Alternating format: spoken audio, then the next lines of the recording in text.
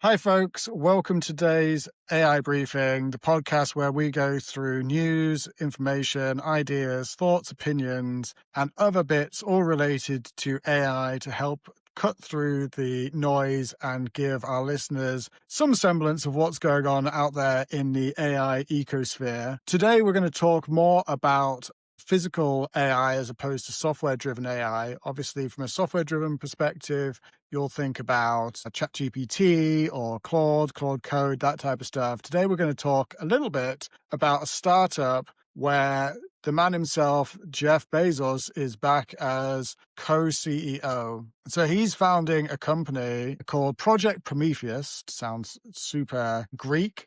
But the idea behind that, and don't confuse this with Prometheus, the open source monitoring service, is the idea behind this is to allow for research and development of AI breakthroughs in the engineering, manufacturing type spaces, physical economy, as opposed to the software driven environment. So he's more interested in how you can leverage AI machinery, AI driven machinery in an environment that's actually physical as opposed to the software driven world that we see today.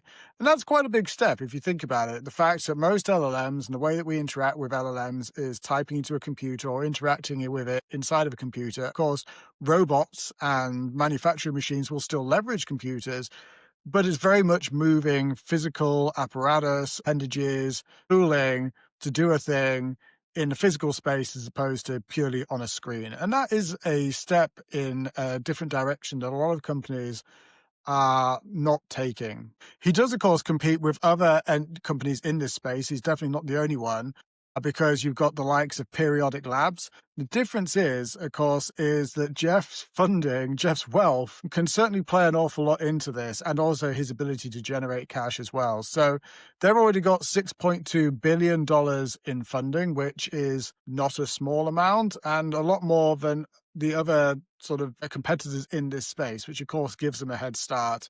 They've already got 100 employees, some of which no doubtly have been poached from OpenAI, Meta, and other companies dealing with things in the AI space. And so this is pretty much it. It'll be interesting to see how AI and LLMs get leveraged in the physical world as opposed to just the online software world. And I know over time, this is definitely going to be a way that obviously the LLMs will get leveraged. It won't just be the chat interfaces forever. There will be much more effective and efficient ways for both us as consumers and for businesses who want to be able to use and utilize the power of AI, much more efficient ways for us to be able to do so that's not talking to a computer using our fingers or our voice. Over time, they will learn to adapt and deal with things in a much more efficient and effective manner. And this, I suspect, is the first foray into just that environment. This has been the AI Briefing. If you have found it interesting, or if you have any thoughts, ideas, and opinions, feel free to leave them in the description below. If not, I will see you on Monday for the next episode of the AI Briefing. Thanks for tuning in.